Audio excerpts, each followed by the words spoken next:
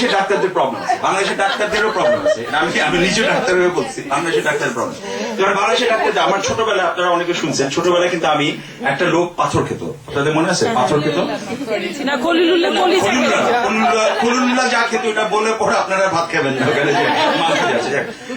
আচ্ছা। এখন যেটা হয় যে আমরা টিভি দেখছি, তো এমন সময় আমাদের ডাক্তার, ওনার নাম হচ্ছে পুরো কায়স্থ, সে অনেক গ্যাস্ট্রোএন্টারোলজিস্ট নাম করা এক সময়। তো তখন ওই যে ইত্যাদিতে দেখাচ্ছে পাথর খাওয়া, পাথর খেয়ে সে আবার নড়লে ছুং ছুং ছুং ছুং আওয়াজ হয়, বুঝছেন? খাওয়ার পর তো বিভিন্ন ওই যে হাড়ির সংকেত বিভিন্ন তাকে দেখানোর পরে ইয়ে করছে, নিয়ে গেল ওই যে ডাক্তারদের ইন্টারভিউ নিচ্ছে। তো হানি সঙ্গে বলছে, আচ্ছা আপনি বলুন তো এই যে পাথর খাচ্ছে এতে কি কি এফেক্ট হতে পারে, ওনা কি কি ক্ষতি হতে পারে? তো পুরো কাজ তো সাহেব, আমি খুব মনোযোগ দিয়ে দেখলাম, এত বড় প্রফেসর কি বলে শুনি। সে শুরু করলো, এই যে পাথর খাও, এটা খাওয়াটা ভালো না, পাথর খাওয়া ভালো না, পাথর খেলে পেটে গা হয়, এই গাকে বলে আলচার।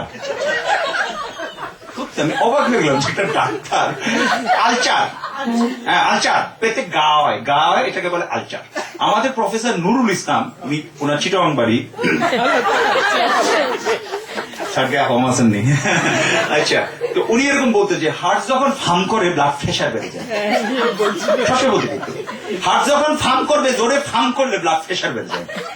ব্লাড প্রেশার কিন্তু এটা অনেকেই বলে ব্লাড প্রেশার।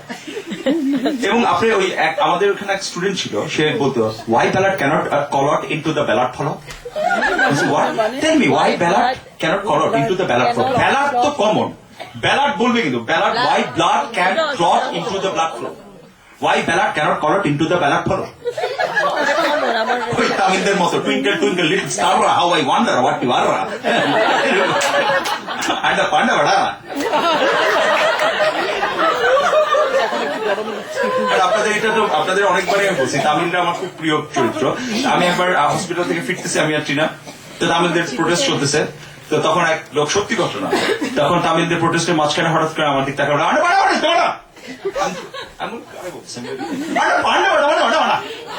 আমাকে বলতেছেন আমরা মিছিল করতেছি, তুই এড়ে যেতেছিস, এত কালো হয়ে গেছিস না তামিলদের সাথে। তামিলদের খুব ভালো লাগে কিন্তু, ওদের কথাটা খুব সুন্দর, কিন্তু আবার গানও হয় টিভিতে, আপনি শুনছেন না ওদের কনসার্টে বিভিন্ন যে অমনি টিভিতে মাঝে মধ্যে ওদের গান দিয়ে, আন্ডা পান্ডা বাড়া, আন্ডা পান্ডা বাড়া, খুবই ভালো লাগে। তো না, কিন্তু আসলে দেখেন রোগের নাম কিন্তু আসলে আমাদের বাংলাদেশের রোগের নামগুলো কিন্তু আসলে সমস্যা, বাংলা ভাষাটাও তাই। এবং বাংলা আপনি কিভাবে বুঝবেন একজনের সাথে যখন ইংলিশ কথা বলছে কিন্তু বাংলাদেশি না কলকাতার বাঙালি, এটা ডিসক্রিমিনেট করতে পারবেন কিন্তু মহসিন সাহেবের মতো। যেমন প্রথমে বলবে যে আপনি যেমন হায়ার ইউ গোয়িং, মানে ডাব্লিউ পরে যে এই what, what are you telling, what are you talking about, এটা কিন্তু বলবে what, what are you talking about, where are you going, where কিন্তু কমন, তারপরে বলবে perfect, perfect, perfectly done. Percentage কত, how much is the percentage, এটা কিন্তু মাস কিছু জিনিস আপনাদের কিন্তু এটা আমাদের স্বকীয়তা, এটা ছাড়া আপনি কিন্তু মানে বাঙালি হতে পারবেন। হ্যাঁ কি বলে মিরর, হ্যাঁ হ্যাঁ হ্যাঁ মিরর, অনেক কিছু বলেছি, হট হট। তো যাই হোক, অ্যারিস ভাই প্রসঙ্গে একটু আসি,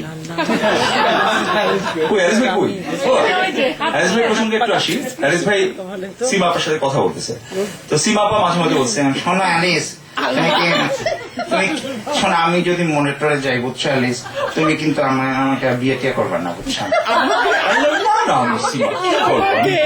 পাগল নাকি, আর তুমি যদি এখন তুমি মাইন্ড করো আর কি, মরে যাওয়ার পরে আমার তো ধরো তুমি এত যত্ন নিতা, যত্ন তো হবে না, এটাও ঠিক না। থাক থাক, তোমার খাওয়া কি খাওয়া দিবে তোমাকে, না না মুখে তুলে খাওয়ানোর লোক তো লাগবে আলটিমেটলি, এটা না আলটিমেটলি আমার মনে হয় থাক তুমি বিয়ে করো, থাক তুমি করো, আমি মারা গেলে বিয়ে করো। বলছে তাই না, ঠিক আছে সীমা তুমি এত কষ্ট করে আমার বিয়ে করতে হবে আর কি, তুমি মরে গেলে আর কি, বুঝছো না, তুমি মরে যাওয়ার পর তো করতে হলে করতে হবে। তো তখন আবার সীমা বলছে, শোনো আলিস, আমি কিন্তু খুব চিন্তায় আছি, বুঝছো, তুমি যদি আমার গয়না ফয়না এগুলো দিয়ে দিবা না? না না গয়না প্রশ্নই উঠে না, বিয়া করলে বিয়ার মত মানে কোনো মতে বিয়া করবো, কোনো গয়না থাক এনিস, বুঝছো না, আমার মনে হয় থাক, দাও তুমি, বুঝছো না, থাক তুমি অর্ধেক আর আবিয়াসের বউকে অর্ধেক দিবা, বুঝছো? হ্যাঁ, ঠিক আছে।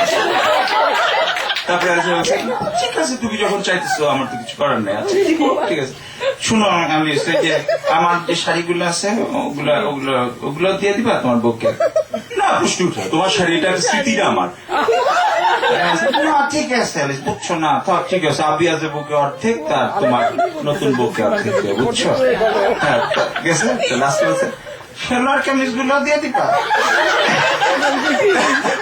আলিস ভাই বলতেছে, দিয়ে দিবা আমার সব সেলোয়ার কামিজ? না, সাজিয়ে তো লাগবে না, সাইজ ছোট।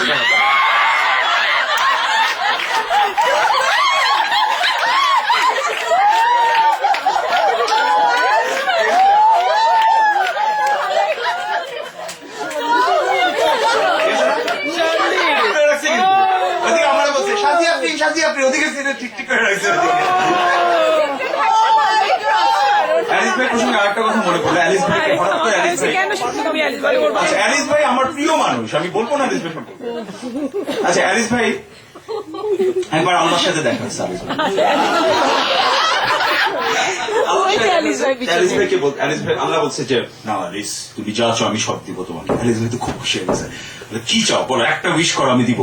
অ্যালিস ভাই বলো, অ্যালিস ভাই তখন একটা মানে খুশির ঠাড়ায় কি বলবো কি জানে, মানে খুশির ঠাড়ায় অন্য কিছু বলতে চাইছে, হয়তো বলছে ঠিক আছে আল্লাহ একটা কাজ করা, তুমি একটা কাজ করো আল্লাহ। উনি আমার মাঝে মাঝে ব্রিজ, উনি আমাকে ইংলিশে পারফেক্টলি ব্রিজ, যাতে আমি হাওয়াই চলে যেতে পারি, মানে একদম ড্রাইভ করে এখান থেকে ডাইরেক্ট হাওয়াই চলে যাবো, এরকম করে কথা না। তো আল্লাহ বলতেছি দেখি তুমি ড্রাইভ করে হাওয়ায় চলে যাবে, এটা একটা কংক্রিট একটা জিনিস, তুমি একটা এত আটলি জিনিস চাচ্ছ, তুমি অন্য কিছু চাও, এমন কিছু চাও যেটা আমার মহিমা বাড়ে, আমার কাছে আমার মানুষ আমাকে ভালো বলবে, এরকম কিছু একটা চাও। এইটা কি একটা ব্রিজ বানাই দিব, তুমি গাড়ি চালায় হাওয়ায় যাবে, এটা কি ধরনের কথা? অ্যালিস ভাই খুব চিন্তা করে গেছে। অ্যালিস ভাই তখন বলে যে আচ্ছা, তখন মনের কথা বলছে আল্লাহকে, মানে লজ্জা হয়েছে, আমি চাই মেয়েদের মন বুঝতে, বুঝছো? মেয়েরা যাতে মানে মেয়েদের মনটা আমার বোঝা খুব দরকার, আমি মেয়েদের মনটা একদম পারফেক্টলি বুঝতে পারতেছি না, কেমন করে মেয়েরা ভাবে, কিভাবে ওরা কি চায়, মন কি যে চায় বলো, যারা দেখি সব গান গায় কিন্তু আসলে ছেঁচা দেয়, কিন্তু ব্যাপারটা কি আসলে, মানে ওদের মনটা আমি বুঝতে চাই। আল্লাহ ফাট করে বললো, okay, how many lens you want on your bridge? আল্লাহ বুঝছেন মেয়েদের মন বোঝা আমার পক্ষেও সম্ভব, কারণ আসলে কি জানেন, দেখেন মেয়েদের ব্যাপারে সত্যি বলে যে যখন আল্লাহ পৃথিবী সৃষ্টি করলো, আল্লাহ made this universe everything and he rested. Then he made men, he rested. After that he made women. Neither men are resting nor Allah is resting.